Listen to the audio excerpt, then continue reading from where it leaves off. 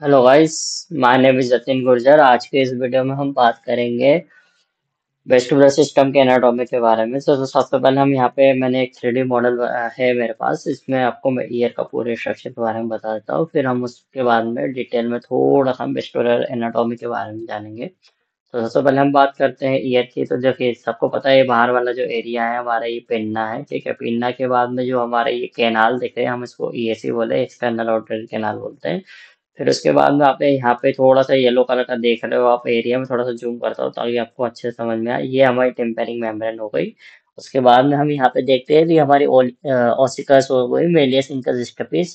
ठीक है, फिर उसके बाद में हम आ जाते हैं, ये हमारा इनर ईयर वाला एरिया है। इनर ईयर में हम दो चीज देखते हैं, एक ये जो हमारा राउंडेड भाग है, इसको हम कोक्लिया बोलते हैं। उसके बाद में हमारी यहाँ पे थोड़ा सा कैनाल जैसी बनी हुई तीन कैनाल है, इसको हम सेमी सर्कुलर कैनाल बोलते हैं। तो अब आगे हम वीडियो में मैं दूसरा 3D मॉडल खोलूंगा, उसमें हम देखेंगे कि जो हमारा वेस्टिबुलर सिस्टम होता है उसकी एनाटॉमी कैसी होती है। आपको एक डायग्राम दिख रहा होगा, 3D डायग्राम जो है ये हमारा इनर ईयर का। इनर ईयर में भी इसमें हम ऑसिकल्स दिख रही है आपको, और कोक्लिया दिख रहा है। तो इसको थोड़ा सा जूम करके आपको सारे स्ट्रक्चर्स के बारे में बताता हूँ कि हमारे जो वेस्टिबुलर सिस्टम होता है उसको कौन कौन से स्ट्रक्चर्स होते हैं, या फिर हमारे जो इनर ईयर होता है उसमें किस तरह के स्ट्रक्चर्स होते हैं, उनके बारे में हम बात करेंगे। तो यहाँ पे सबसे पहले हम बात करते हैं कि सेमी सर्कुलर कैनाल कहाँ पे होती है, किस प्रकार से हमको पहचानना रहता है। तो देखिए, यहाँ पे आपको तीन सेमी सर्कुलर कैनाल दिख रही है, एक, दो और ये तीन। तीन सेमी सर्कुलर कैनाल है, और ये आपस में एक दूसरे से 90 डिग्री के एंगल पे हमारे ईयर में अरेंज रहती है। तो सबसे पहले हम नंबर वन वाली बात करते हैं, जो नंबर वन पे आपको दिख रही है। सॉरी, थोड़ा सा ज्यादा जूम हो गया। आपको जो थोड़ा सा कम करता हूँ ताकि आपको समझने में इजी रहे।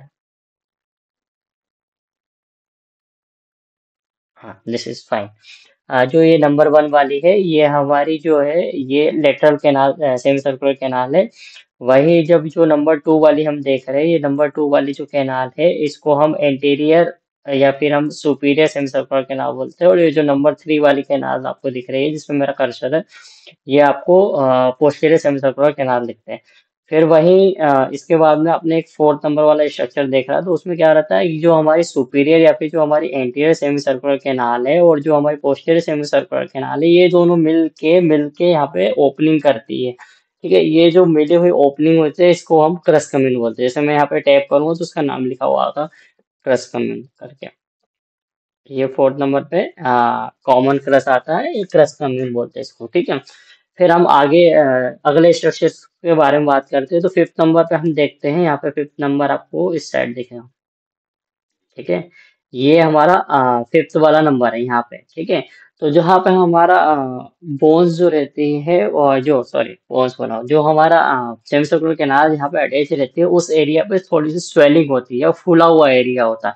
इस एरिया को हम बोलते हैं एम्पुला। इसका थोड़ा सा जब मैं इधर से डायग्राम दिखाऊंगा ना, आपको थोड़ा समझ में आ किस तरह से फूला हुआ, ये देखो आपको दिख रहा है थोड़ा सा फूला हुआ एरिया। इसको हम बोलते हैं एम्पोला। जो जहाँ पे हमें सेमी सर्कुलर कैनाल जो रहती है हमारे बोनी लेवरिंग से अटैच रहती है, उस जगह पे थोड़ी सी स्वेल भाग होता है, उसको हम बोलते हैं एम्पोला। ठीक है, आपको मैंने इस क्रस्ट कम्यून के बारे में बता दिया, मतलब कॉमन क्रस्ट के बारे में बता दिया, एम्पोला के बारे में बता दिया। अब आगे हम देखते हैं यूट्रिकल्स और सेक्यूल्स के बारे में। तो जब हम यूथ इस तरह से जब थोड़ा सा घूम आता हूँ, हाँ, इस तरह से जब हम देख रहे हैं तो आपको ये जो सिक्स नंबर पे आपको दिख रहा है, ये हमारी यूट्रिकल्स है। ठीक है, ये आपको जो सिक्स नंबर मैंने यहाँ पे किया, तो आपको इस यूट्रिकल दिखा। और वही जब हम थोड़ा सा इसे घुमाता हूँ, हाँ, जब सेवन नंबर की बात करते हैं, सेवन नंबर वाला हमारा जो है वो सेक्यूल है। ठीक है, तो हम ये देखते हैं कि जो यूट्रिकल और सेक्यूल है, तो आपको थोड़ा सा यहाँ 15 नंबर पे एक स्ट्रक्चर दिख रहा होगा। ये जो 15 बना हुआ स्ट्रक्चर है, ये जो है यूट्रिकल और सेक्यूल को जोड़ने वाली एक डक्ट होती है, जिसको हम यूट्रिकुलो सेक्युलर डक्ट बोलते हैं। ठीक है, ये जिसको नाम है इसका यूट्रिकुलो सेक्युलर डक्ट। मतलब ये सिक्स नंबर पे हमने क्या देखा था, सिक्स नंबर पे हमारा यूट्रिकल था, सेवन नंबर पे हमारा क्या था, सेक्यूल। इन दोनों को जोड़ने वाली जो कैनाल है उसको यूट्रिकुलो सेक्युलर डक्ट बोलते हैं। मैं थोड़ा जूम करके दिखाया हूँ आपको, ताकि आपको थोड़ा सा याद रहे और समझ में आए। फिर हम उसके बाद में मैंने आपको यूट्रिकल सेक्यूल के बारे में बता दिया। फिर हम उसके बारे में बात करते हैं स्पायरल कोक्लियर डक्ट जो रहती है। तो ये जो हमारे एट नंबर पे दिखा है, ये कोक्लिया। ठीक है, ये टर्न है इसलिए इसको स्पायरल बोला। ये स्पायरल है, इसके अंदर कोक्लिया, इसलिए इसका नाम रख दिया स्पायरल कोक्लियर डक्ट। तो ये जो 8 नंबर वाली आपको डक्ट दिख रही है, मैं थोड़ा सा ऐसा दिखाता हूँ। हाँ, ये जो 8 नंबर वाली आपको दिख रही है ना, ये डक्ट, इसको हम बोलते हैं स्पायरल डक्ट। ठीक है, स्पायरल कोक्लियर डक्ट बोलते हैं हम इसको। फिर हम 9 नंबर पे जाएंगे, तो 9 नंबर पे हमको हेलिकोट्रिमा देखने को मिलेगा यहाँ पे। इस तरह से ये जो हेलिकोट्रिमा होता है, हेलिकोट्रिमा मैंने बताया कि हेलिकोट्रिमा क्या होता है। तो हेलिकोट्रिमा के बारे में आपको जो मैंने प्रीवियस वीडियो बनाया इनर ईयर में, उसमें मैंने हेलिकोट्रिमा के बारे में बताया कि हेलिकोट्रिमा क्या होता है, इसका काम क्या होता है। ठीक है, यहाँ पे मैं बस आपको मेन मेन स्ट्रक्चर्स बता रहा हूँ कि जो हमारे सीखने में हमको हेल्प करेंगे, जो हमको एनाटॉमी को समझने में काफी हद तक मदद करेंगे। ठीक है, उसके बाद में हम अगले स्ट्रक्चर पे चलते हैं। तो हम 10 नंबर पे बात करते हैं। यहाँ पे 10 नंबर आपको दिख रहा होगा, वेस्टिब्यूल्स। ठीक है, मैं आपको दिखाता हूँ वेस्टिब्यूल किधर है। ये इधर अंदर की साइड में, थोड़ा सा जूम करता हूँ ताकि आपको अच्छे समझ में आए। ये है हमारा वेस्टिब्यूल्स। ठीक है, ये यहाँ पे आप थोड़ा सा ध्यान से देखोगे तो देखो, एक ब्लू कलर का है और एक थोड़ा सा ग्रीन कलर है। तो जहाँ पे ब्लू कलर, ये ग्रीन कलर वाली बात करें, जैसे 10 नंबर वेस्टिब्यूल की बात करता हूँ, तो यहाँ पे क्या है, पेरिलिम्फ है। और वही जब ये डार्क ब्लू कलर की बात कर रहा हूँ ना, ये तो 6 नंबर पे ये ब्लू कलर, यहाँ पे क्या है, एंडोलिम्फ है। ठीक है, तो इस बेस पे भी आप देख सकते हो, थोड़ा सा सही रहेगा कि आपको याद भी रहेगा किसमें पेरिलिम्फ होता है, किसमें एंडोलिम्फ होता है। तो यहाँ वेस्टिब्यूल की बात की तो वेस्टिब्यूल में क्या होता है, पेरिलिम्फ होता है। फिर हम उसके बाद में बात करते हैं यहाँ पे ओवल विंडो और राउंड विंडो के बारे में। तो यहाँ जैसे एक कोकलिया है, कोकलिया पे आपको पता है कि ओवल विंडो आके और ओवल विंडो पे हमारी स्ट्रिपिस आके अटैच रहती है। तो यहाँ पे आपको 11 नंबर का स्ट्रक्चर दिख रहा, थोड़ा सा मैं जूम करता हूँ। ये वाला जो एरिया है हमारा, ये ओवल विंडो है, यहाँ पे स्टूपिस आके जुड़ती है। और वहीं जब अब ये नीचे थोड़ा सा देख ले, छोटा सा ओपनिंग, ये हमारी राउंड विंडो है। थोड़ा छोटा करता हूँ, हाँ, और छोटा।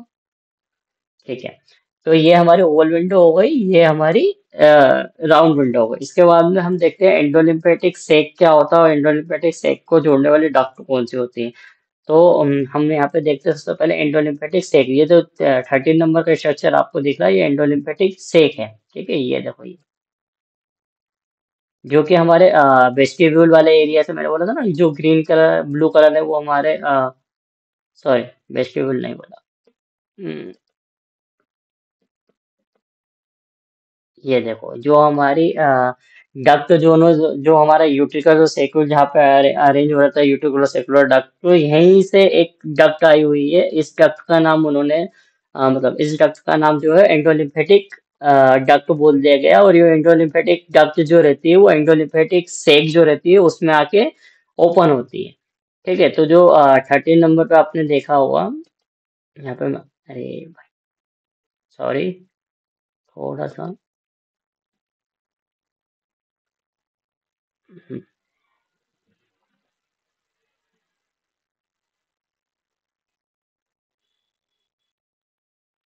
हाँ, ये जो 13 नंबर पे हमारा है, ये एंडोलिम्फेटिक सेक है। इसको यहाँ पे एक जो डक्ट आई है, वो एंडोलिम्फेटिक डक्ट है। यहाँ पे मैंने उसको क्लिक किया तो उसका नाम है एंडोलिम्फेटिक डक्ट। ठीक है, फिर ये जो एंडोलिम्फेटिक डक्ट है, इसका ये यहाँ से गई हुई है, ये दिख रहा है आपको।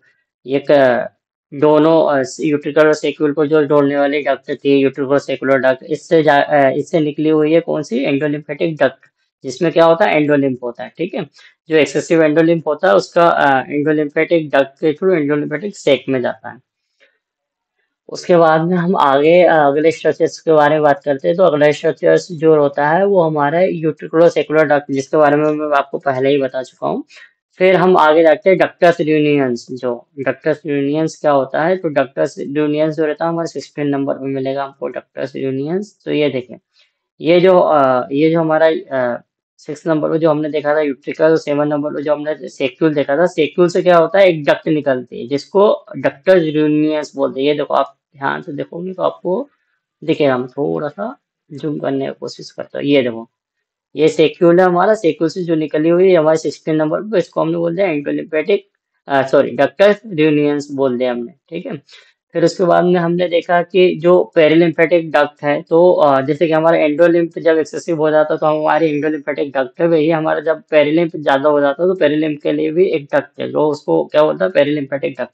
तो ये जो 17 नंबर आपको दिख रहा है, ये हमारा पेरिलिम्फेटिक डक्ट है। और जो पेरिलिम्फेटिक डक्ट होता है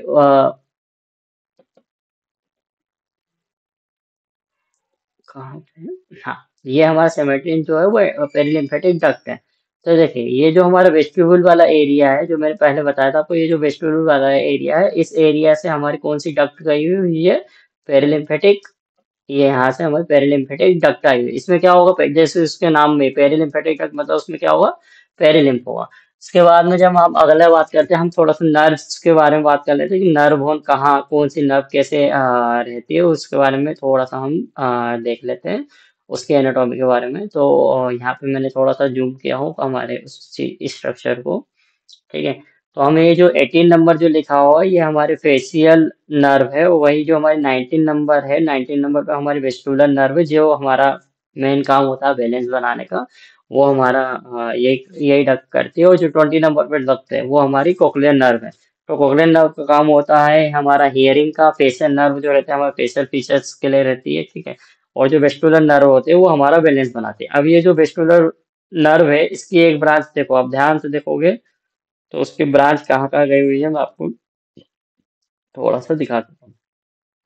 इसकी देखो, एक ब्रांच जो है वो हमारे एम्पुला में गई है। अब देखो, एम्पुला में क्या होता है, एम्पुला में होता है क्रिस्टा एम्पुलरिस, ठीक है। क्रिस्टा एम्पुलरिस के ऊपर क्या होता है, यहाँ पे जब अंदर स्ट्रक्चर, जब मैं आपको फिजियोलॉजी बताऊंगा, फिजियोलॉजी में आपको प्रॉपर स्ट्रक्चर बताऊंगा और स्ट्रक्चर के साथ में उसका फंक्शन बताऊंगा, ठीक है। तो यहाँ पे क्या होता है, क्रिस्टा एम्पुलरिस के ऊपर क्या होता है, जिलेटिनियस कवरिंग होता है। और उस जिलेटिनियस कवरिंग के ऊपर क्या होता है, ओटिगोनिया पार्टिकल होता है। तो आपने बहुत बार सुना होगा बीपीवीबी होता है, ऑटोगोनिया पार्टिकल की वजह से होता है। तो उस केस में क्या होता है, मैं थोड़ा सा आपको यहाँ पे बता देता हूँ, ठीक है। तो यहाँ पे क्या होता है कि जो ऑटोगोनिया पार्टिकल्स रहते हैं, वो हमारे जिलेटिनस कवर पे मतलब चिपके हुए रहते हैं उसके ऊपर। तो बहुत बार क्या होता है, सडन झटका आया, जर्क आया, कभी एक्सीडेंट हो गया, कहीं गिर गए, या फिर एज की वजह से भी, या फिर कुछ अननोन रीजन भी, उस वजह से क्या होता है कि ये जो ऑटोगोनिया पार्टिकल है, ये यहाँ से निकल के हमारी जो सेमी सर्कुलर केनाल है, चाहे वो एंटीरियर हो, चाहे वो पोस्टीरियर हो, चाहे वो सुपीरियर हो, उसमें किसी भी सेमी सर्कुलर केनाल में चला जाएगा। जब वो उस केनाल में चला जाएगा तो वो क्या कॉज करेगा, हमको वर्टाइगो कॉज करेगा। नॉर्मली जो बीपीवी होता है, बिनाइन प्रोक्सिमल पोजिशनल वर्टाइगो जो होता है, वो नॉर्मली हम देखते हैं वो 10 सेकेंड से कम पे होता है, मतलब 10 सेकेंड या 10 सेकेंड से कम को हमको होता है। और ये इसकी एक खासियत है कि जब हम पोजीशन चेंज करते हैं, मतलब जैसे हमने सो के उठ रहे हो, जब लेट रहे हो, सर घुमा रहे हो, उसी टाइम पे हमको इनके मतलब चक्कर देखने को मिलेगा। उसके बाद में देखो, अगली इसकी ब्रांच के बारे में बात करते हैं। मैंने थोड़ा सा उसका फंक्शन बता दिया ताकि आपको रिलेट कर पाओ, थोड़ा सा आपको याद रहे। उसी प्रकार से उसकी एक ब्रांच जो होता है ये देखो, हमारे सेक्यूल में गई हुई है। एक ब्रांच जो हमारा यूट्रिकल्स में गई हुई है, ये आपको दिख रही है ब्रांचेस। ये सारी ब्रांचेस जो रहता है, एक जो हमारा वेस्टिब्यूल में गई होगी, तो ये सारी नर्व, वेस्टिबुलर की नर्व की जो है ना ब्रांचें रहती है, वो ब्रांचें अलग अलग स्ट्रक्चर पे जाती है। उस स्ट्रक्चर का काम क्या होता है कि जैसे कि हम सेमी सर्कुलर केनाल की बात करें, तो सेमी सर्कुलर केनाल जो रहते हैं हमारी एंगुलर और डायनामिक मोशन के लिए, मतलब सेमी सर्कुलर केनाल और जो हमारा वेस्टिब्यूल रहता है, मतलब वेस्टिबुलर स्ट्रक्चर, या फिर हम बोल सकते हैं कि जो वेस्टिबुलर जो सारे स्ट्रक्चर है, वो हमारी एंगुलर मूवमेंट और डायनामिक मूवमेंट के लिए रिस्पॉन्सिबल होता है। अगर किसी प्रकार से, जैसे मैंने बताया, ऑटोगोनिया पार्टिकल कहीं से कहीं चला गया, उस वजह से भी चक्कर आता है। चक्कर उसमें अलग अलग टाइप रहते हैं, फिर किस केनाल में कौन सा ऑटोगोनिया पार्टिकल पार्टिकल होता है, वो हम आगे देखेंगे उस चीज के बारे में। यहाँ पे मैंने आपको थोड़ा सा समझाने की कोशिश किया 3D मॉडल के थ्रू कि एनाटॉमी किस प्रकार से होती है हमारी, जो वेस्टिबुलर सिस्टम होता है उसकी। अब अगला वीडियो जब मैं बनाऊंगा, उसमें मैं इसके फिजियोलॉजी के बारे में बताऊंगा, तो उसमें स्ट्रक्चर के बारे में थोड़ा सा और डिटेल में हम देखेंगे। Okay, thank you guys.